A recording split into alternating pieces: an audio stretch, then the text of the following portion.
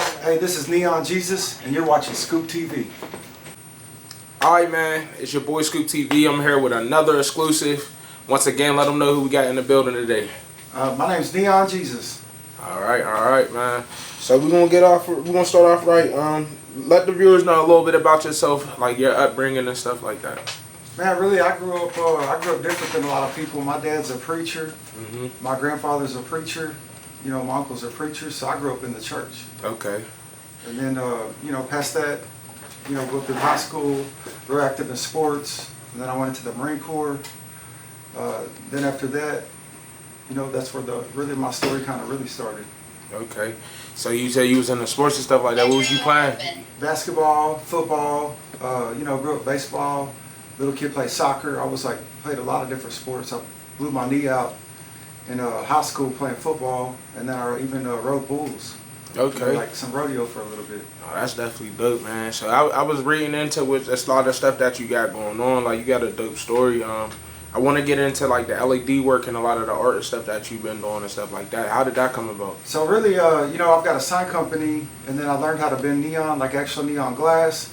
But through that, I was like working with, metal, doing channel letters, wood, all the time. Like growing up, I was always drawing. I was very artistic. But at this point, like, you become an adult, some of that stuff just goes away. Because, you got to make a living. So I always love artists, like someone that can paint murals. Like I looked at them as like for example, Kid Luke, the way he paints all these murals and stuff around. I'm like, that's someone that I would have been fascinated by. But at that time, I still didn't really consider myself an artist. And so one day I was up doing this sign for a pawn shop, and I got a phone call, and this lady was like, can you make neon? We have this artist from New York named Doze Green. And so that was the first time to where I was like, actually started kind of making artwork before everything else was kind of like letters, and there would be logos, things like that.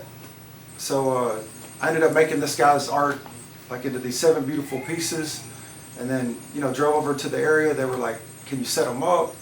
So I set all this up, everything looked really cool, and then they had a gallery open the next night.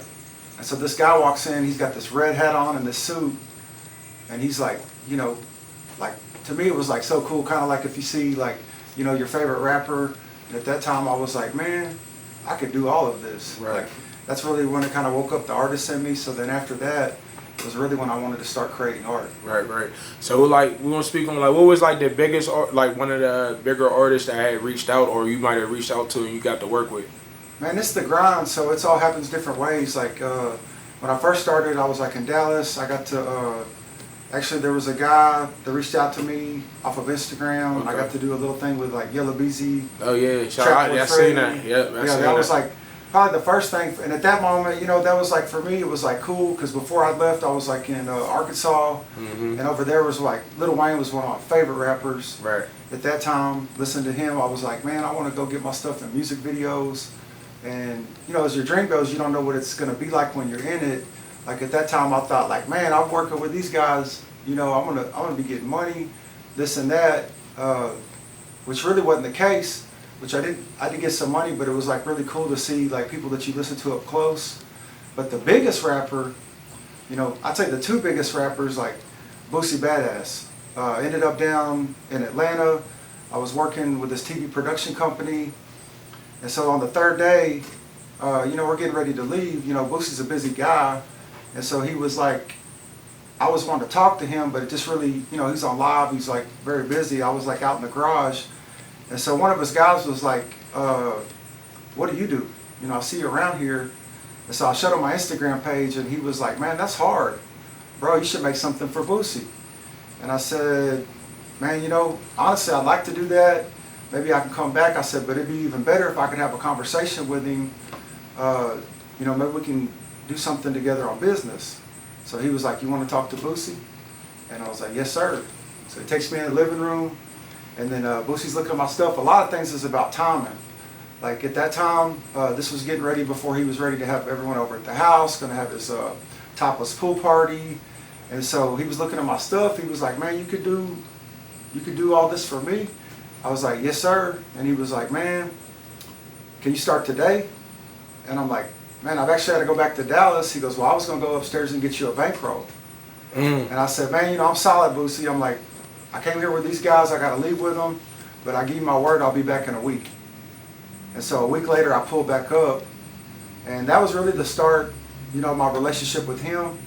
And so really, you know, I probably went back there. It's like family now, but I've done from humble things, like from fixing stuff at his house to doing the neon, like if you see on Instagram where he's posting like in his bedroom.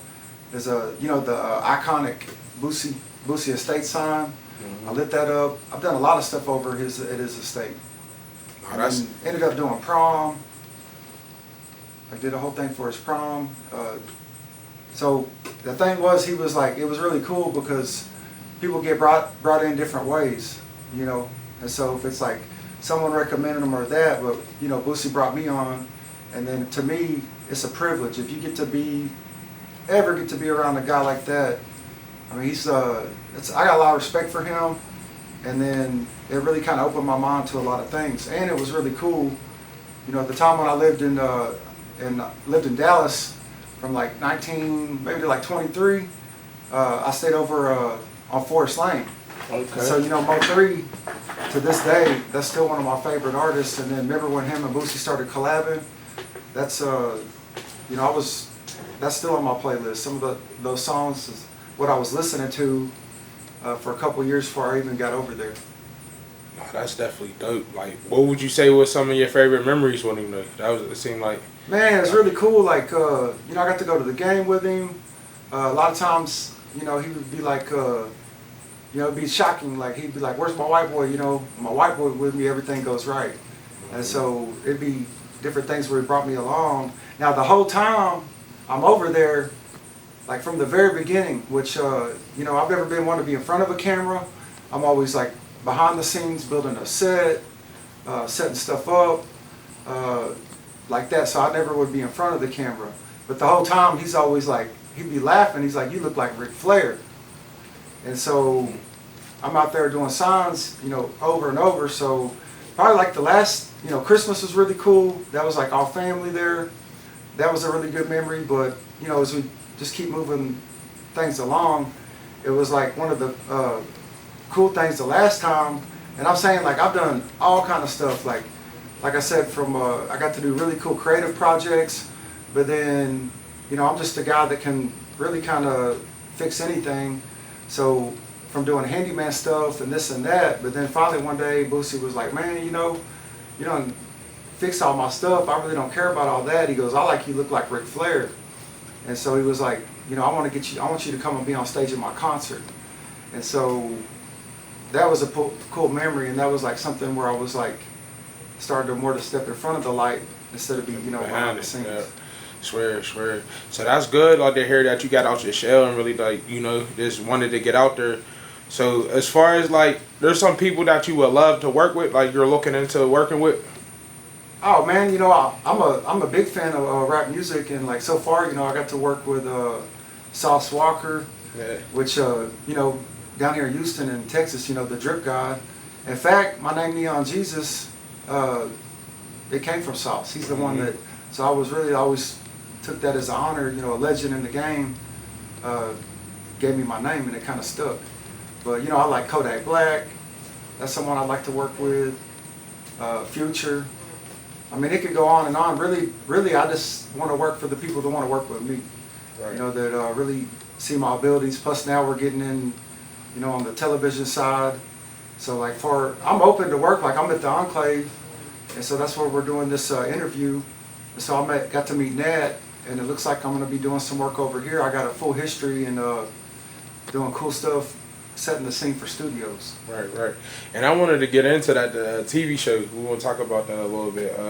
Can you give a basic breakdown on what it's about and what we should expect on this TV show? Man, really, it's like, you know, it's a reality. So here all this whole time, like, you know, as my mind's going, and I'm a creative. So it's like I'm making art, I'm doing that stuff behind the scenes, but then I'm like, I do photography, which I don't really do that. Like, people don't usually hire me out for that, but I've got a real nice camera. I would always work with a lot of models. Right. And so that really kind of came in Dallas. Like, when I came into Dallas, I set up for a music video, and the studio owner, he was like, same thing. Like every